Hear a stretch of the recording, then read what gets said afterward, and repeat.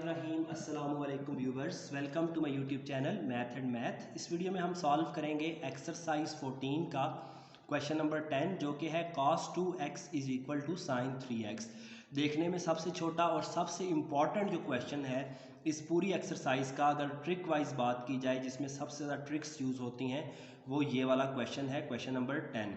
और इसको स्टार्ट करने के लिए फार्मूलाज की ज़रूरत पड़ती है। एक आगे हिंट में लिखा हुआ है sin 3x का फार्मूला, तो एक ये फार्मूला यूज़ होगा और एक यहाँ पर cos 2x का फार्मूला यूज़ होगा। तो जिन बच्चों को ये फार्मूलाज याद होंगे वो इनको स्टार्ट कर सकते हैं, इसलिए ये क्वेश्चन लॉन्ग के लिहाज से बहुत बहुत इंपॉर्टेंट कंसीडर किया जाता है। तो ये दो फार्मूलाज आप यहाँ पर याद करेंगे।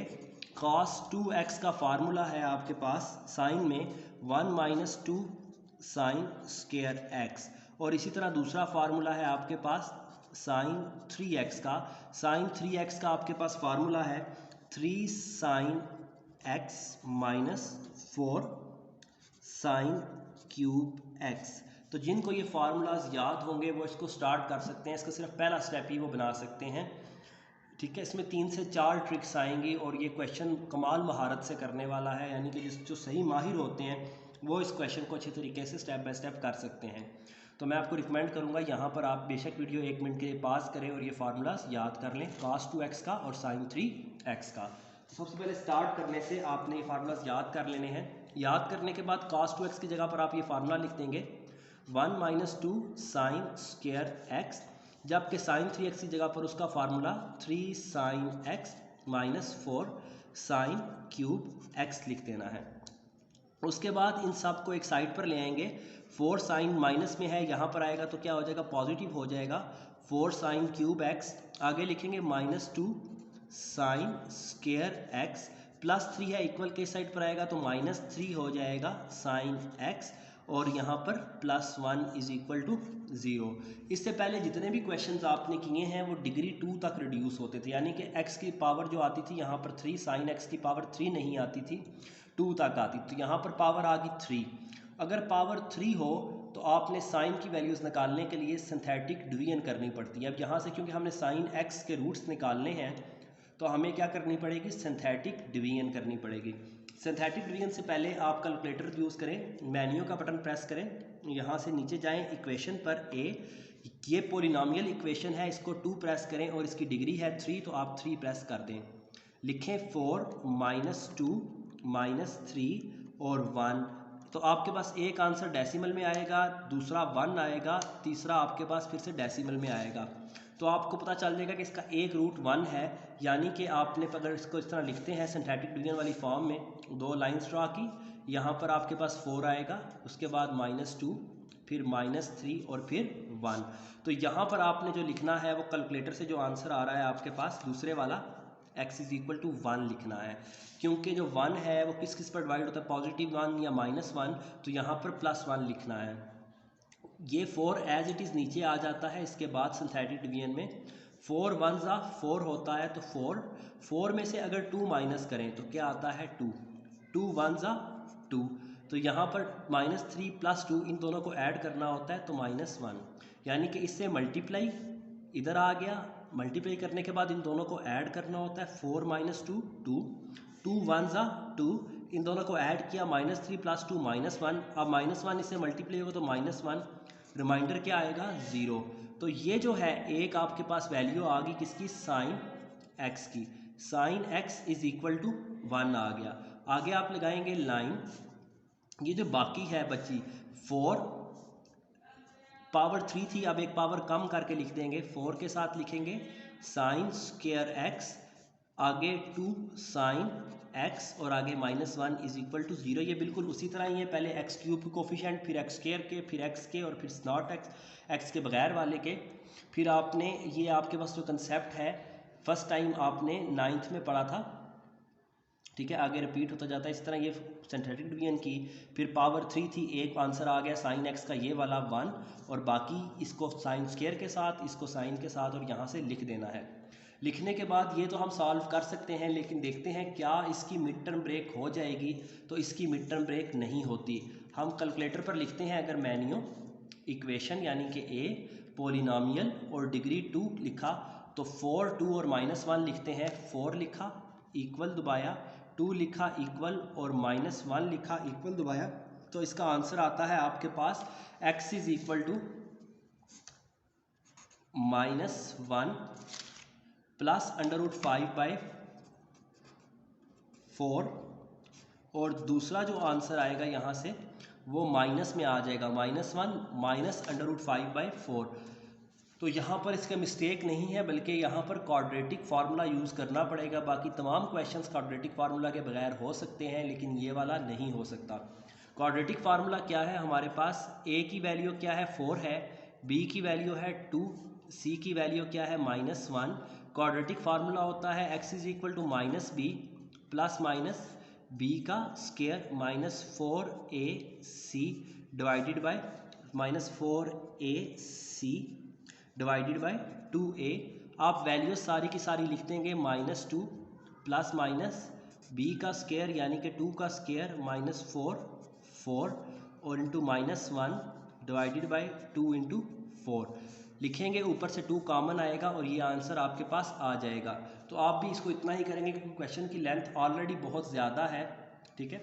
और यहाँ पर x नहीं आएगा क्योंकि साइन x है, तो आपने लिखना है साइन x। क्या लिखना है? साइन x, ठीक है। तो क्वाड्रेटिक फार्मूला आप -b plus -b square -4ac divided by 2a होता है। a की जगह पर a की वैल्यू, b की जगह पर b की वैल्यू और c की जगह पर -1 यानी कि c की वैल्यू लिखेंगे। उसके बाद सॉल्व करना है, सॉल्व करेंगे 2 कॉमन ले लेंगे तो ये आंसर आ जाएगा। अगर आप डायरेक्ट भी लिख लेते हैं तो कोई हर्ज नहीं है। कैलकुलेटर से आपको कैसे करना है आपको मैं सिखा दूंगा, ये मैंने सिखाया है इस कैलकुलेटर से। दूसरे में भी क्या करना पड़ेगा, मेन्यू 5 पर इक्वेशन लिखी आएगी, 5 प्रेस करेंगे और उसके बाद 3 प्रेस कर देंगे, 4 लिखेंगे इक्वल 2 लिखेंगे इक्वल -1 लिखेंगे इक्वल, तो ये आंसर आपके पास आ जाएगा। अब आपके पास साइन एक्स की 3 वैल्यूज़ आ चुकी हैं। एक आपके पास वैल्यू आई है, अगर साइन एक्स की देखी जाए तो 1 है, ठीक है।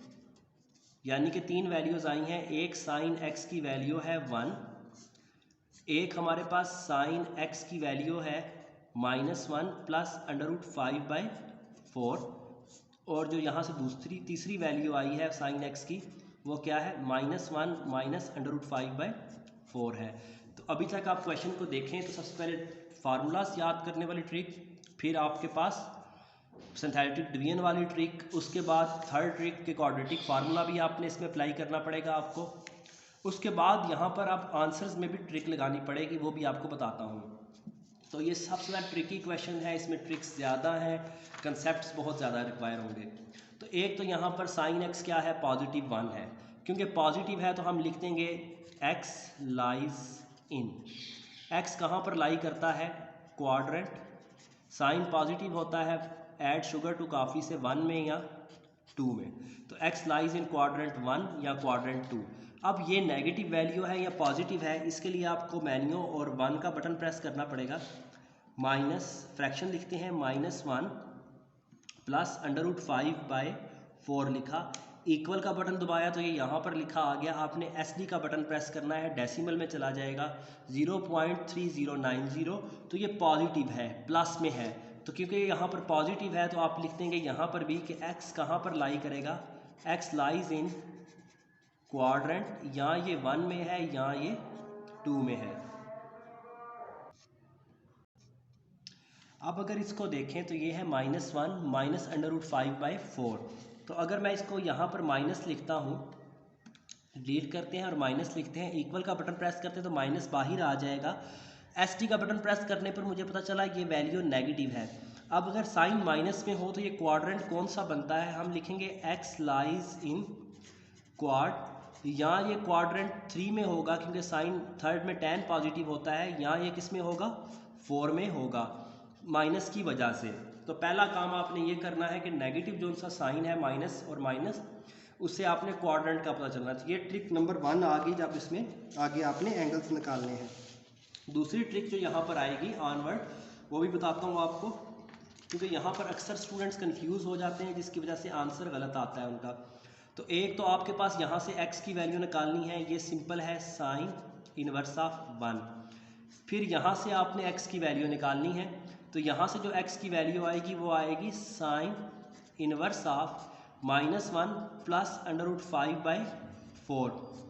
उसके बाद यहाँ से भी माइनस, क्योंकि वैल्यू निकालनी है, तो आपको बता दिया कि साइन एक्स क्या था, -1 प्लस √5/4 था, अगर माइनस इससे कॉमन ले लें। ये जो नेगेटिव है ये सिर्फ क्वाड्रेंट के बताता है, तो x की वैल्यू के लिए आपने लिखना है साइन इनवर्स, माइनस साइन को इग्नोर करेंगे, 1 प्लस √5/4। क्यों माइनस साइन को इग्नोर किया है, क्योंकि ये सिर्फ क्वाड्रेंट के बारे में इंफॉर्मेशन दे रहा था, तो इससे आगे हमें कोई से इंफॉर्मेशन नहीं चाहिए, इसलिए नेगेटिव साइन को आपने इग्नोर करना है। जबकि ये वाला माइनस √5 में ऐड होने की वजह से प्लस बन जाता है, इसको आपने लिखना है। यहाँ पर दोनों वैल्यूज़ के साथ माइनस था, इसलिए माइनस पहले कॉमन ले लिया और उसके बाद आपने इग्नोर कर देना है जब x की वैल्यू निकालनी है। अब यहाँ पर आपने शिफ्ट कैलकुलेटर को रखना है रेडियन में। कैलकुलेटर आपके पास ऑन किया, यहाँ पर देख रहे हैं top of the screen R लिखा आ रहा है। अगर आपके पास R लिखा नहीं आ रहा तो आपने इसको शिफ्ट मेन्यू RAD पे चले जाना है, अदरवाइज एंगल यूनिट और रेडियन से जाकर आपने कर लेना है। शिफ्ट साइन 1 लिखा, इक्वल दबाया, तो ये π/2 आ गई यहाँ से वैल्यू, तो x की वैल्यू आती है यहाँ पर π/2। अब इसके लिए x की वैल्यूज़ निकालनी है तो कैलकुलेटर का रेडियन में होना ज़रूरी है। शिफ्ट साइन, क्योंकि मेरा ऑलरेडी रेडियन में है कैलकुलेटर, √5/4 ब्रैकेट क्लोज कर देंगे, इक्वल का बटन प्रेस करेंगे तो x की वैल्यू आ जाएगी π/10। इसी तरह यहाँ पर थर्ड वैल्यू निकालनी है x की, तो x की यहाँ पर वैल्यू है shift sine 1 plus √5, minus sine हम नहीं लिखेंगे, ठीक है। ये इक्वल का बटन प्रेस किया तो क्या आ गया 3π/10। तो 3 वैल्यूज़ मेरे पास आ चुकी हैं। अब क्वाड्रेंट के रूल्स लगाने हैं, यहाँ पर 1 और 2 है क्वाड्रेंट, तो हम लिखेंगे क्वाड 1 में ये वैल्यू क्या होगी और क्वाड 2 में ये वैल्यू क्या बनेगी। इसी तरह यहाँ पर भी क्वाड्रेंट 1 और क्वाड्रेंट 2 हैं, तो हम लिखेंगे क्वाड 1 में ये वैल्यू क्या बनेगी और क्वाड 2 में ये वैल्यू क्या बनेगी। जबकि यहाँ पर जो आपके पास क्वाड्रेंट हैं, क्वाड्रेंट 3 और 4 हैं, तो हम देखेंगे कि क्वाड्रेंट 3 में ये वैल्यू क्या है और उसके बाद क्वाड 4 में ये वैल्यू क्या है। तो आपने इसके पार्टीशंस कर लेनी है, इससे आपको आसानी हो जाती है कि एक साथ चल रहा होता है, अदरवाइज़ अलग अलग लेकर सबको सॉल्व करना पड़ता है, उससे लेंथ क्वेश्चन की काफ़ी बढ़ जाती है। तो क्वाड्रेंट 1 में जो x होता है वही होता है, तो x = π/2 ही आ जाएगा। जबकि क्वाड्रेंट 2 में क्या होता है, पाई में से माइनस करते हैं, तो पाई माइनस π/2 किया, 2π - π, तो यहाँ से भी x की वैल्यू आती है π/2। यहाँ पर क्वाड्रेंट 1 है, क्वाड्रेंट 1 में जो वैल्यू होती है वही रिपीट होती है π/10, जबकि क्वाड्रेंट 2 में पाई में से माइनस करके लिखना होता है, x की वैल्यू है π/10, तो पाई में से माइनस कर देंगे π/10, 10π - π 9π आ जाएगा, तो 9π/10। यहाँ पर क्वाड्रेंट 3 है और क्वाड्रेंट 4 है। क्वाड्रेंट 3 का जो रूल है वो आपके पास क्या होता है, पाई प्लस थीटा, यानी कि x की वैल्यू आ जाएगी, पाई में आपने ऐड करना है, क्या ऐड करना है 3π/10, 3π/10 ऐड करेंगे, 10π + 3π, क्योंकि एलसीएम लेंगे 10π + 3π, ये 13π/10 आ जाएगी वैल्यू। इसी तरह ये क्वाड्रेंट 4 है, क्वाड्रेंट 4 का रूल है 2π में से माइनस करना होता है, तो x की वैल्यू को 2π में से माइनस कर देंगे, 2π - 3π/10, 10 2s are 20π, 20 में से अगर 3 को माइनस करें तो 17 आता है, तो 17π/10 आ जाएगा। अब x की आपके पास 4 वैल्यूज़ आ चुकी हैं, 1 2 3 4 और 5, क्योंकि ये दोनों सेम हैं तो हम लिख देंगे इन सब के साथ 2π ऐड करके। तो एक वैल्यू है π/2 + 2n π, यानी कि ये वाली वैल्यू, ये दोनों सेम थी इसलिए मैंने 1 लिखी। फिर वैल्यू है π/10, आप ब्रैकेट डालेंगे, साथ लिखेंगे यूनियन, फिर आएगा π/10, इसमें भी ऐड कर देंगे 2n π, फिर ब्रैकेट डालेंगे, नेक्स्ट वैल्यू है यूनियन के साथ 9π/10, 9π/10, इसमें भी आपने ऐड कर देना है 2n π, ये जनरल पीरियड है, सब में ऐड होगा।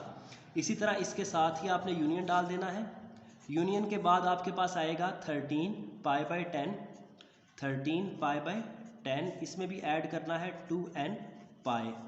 इसी तरह आपने फिर यूनियन डालना है और लास्ट वैल्यू है 17π/10, और इसमें भी आपने ऐड करना है जनरल पीरियड 2n π। तो ये जो है आपके पास क्या आ चुका है, आपका आंसर आ चुका है। थीटा की वैल्यूज़ आ चुकी हैं कि थीटा इक्वल है π/2 + 2n पाई। इधर आप थीटा भी लिख सकते हैं, थीटा इक्वल आ गया π/2 + 2n पाई, π/10 + 2n पाई। तो बुक के एंड से इसका आंसर चेक करते हैं और उसके बाद आपको एक बार कंप्लीट क्वेश्चन का रिव्यू दे देता हूँ, ठीक है। तो आंसर है हमारे पास π/2 + 2n पाई, π/10 + 2n पाई, 9π/10 + 2n पाई, 17π/10 + 2n पाई और 13π/10 + 2n पाई। तो उन्होंने इसको आखिर में लिखा हुआ है, इसको पहले लिख दिया, ऐसे कोई फ़र्क नहीं पड़ता, आपके पास ये आंसर्स आ चुके हैं। ब्रैकेट्स कोशिश करें, जो ये करली ब्रैकेट्स हैं ये यूज़ करें। इसमें ब्रैकेट्स मैंने जानबूझकर गलत डाली हैं, प्रीवियस जितने भी क्वेश्चन थे उसमें हम करली ब्रैकेट शो करते हैं। ये जो करली ब्रैकेट्स हैं ये आपके पास देती हैं सेट को इंडिकेट करती हैं, तो ये तमाम वैल्यूज़ का सेट होता है। तो यहाँ पर आप ब्रैकेट जो सी हैं वो कर्ल वाली ब्रैकेट डालें, ठीक है। स्ट्रेट ब्रैकेट्स ना डालें क्योंकि ये कर्ल ब्रैकेट का मतलब होता है ये एक सॉल्यूशन सेट है और इसमें तमाम वैल्यूज़ हैं, ठीक है। तो अब इस क्वेश्चन का कंप्लीट आपको ओवरव्यू देता हूँ कि हमने इसको कैसे करना है, ठीक है। तो सबसे पहले आपने दो फार्मूलाज याद कर लेने हैं, ठीक है, यही क्वेश्चन। सबसे पहले आपने ये दो फार्मूलाज, उसके बाद सिंथेटिक डिवीजन की, यहाँ से आपके पास x आ गया, सिंथेटिक डिवीजन के बाद एक sin x की वैल्यू आ चुकी थी, बाकी के ऊपर पावर 2 आ गई। क्वाड्रेटिक फार्मूला लगाना है, क्वाड्रेटिक फार्मूले के बाद ये इस तरह के फॉर्म में आंसर आ जाएगा। जो आपके पास +√5 है ये पॉजिटिव वैल्यू है, इसलिए आपके पास ये फर्स्ट और सेकंड क्वाड्रेंट। यहाँ पर माइनस कॉमन लेकर आपको पता चलेगा नेगेटिव है। साइन नेगेटिव कहाँ पर होता है, थर्ड और फोर्थ में। उसके बाद आपने यहाँ से x की वैल्यूज़ निकालनी है, तो नेगेटिव को हम हमेशा इग्नोर करते हैं, पॉजिटिव बनाकर करते हैं। तो आपने पॉजिटिव बनाकर करना है ताकि ये वैल्यूज़ आपके पास ठीक आ जाएँ, 3 वैल्यूज़ आएंगी। उसके बाद जो जो क्वाड्रेंट थे 1, 3, 1, 2 ये आपने रूल्स अप्लाई करने हैं, सब वैल्यूज़ आपके पास आ जाएंगी। ये मैं बेशक आप ब्रैकेट डाल सकते हैं कि ये वैल्यूज़ आपके पास आ चुकी हैं। इन चारों के 5 वैल्यूज़ के अंदर आपने 2n पाई सब में ऐड करके लिख देना है और करली ब्रैकेट्स के साथ आपने सोल्यूशन लिखना है। तो ये आपके पास क्वेश्चन सॉल्व हो जाएगा स्टेप बाय स्टेप। एक बहुत इंपॉर्टेंट क्वेश्चन था, 17 मिनट मैंने वैसे तो वेस्ट नहीं किए। होप सो आपको समझ आया होगा। और जिन बच्चों को इस कंसेप्ट में प्रॉब्लम है उसके लिए मैं रिकमेंड करता हूँ अगेन कैलकुलेटर आप यूज़ करके देखें। 2 का स्क्वायर -4 ब्रैकेट 4 और -1 लिखें, इक्वल का बटन प्रेस करें तो ये 2√5 आ जाता है। ऊपर से 2 कॉमन ले लें तो ये आपके पास 2 से 2 काट के ये आंसर आ जाएगा, ठीक है। तो कैलकुलेटर आप अच्छा रखें, उसको यूज़ करना सीखें step by step. Original calculator purchase करें, आपके पास बहुत आसानी हो जाएगी। और अगर आपको मेथड पसंद आया है, समझ आई है क्वेश्चन की, तो अपने फ्रेंड्स के साथ भी शेयर करें, खुद भी चैनल को सब्सक्राइब करें, ठीक है। थैंक्स फॉर वाचिंग, मिलते हैं नेक्स्ट वीडियो में।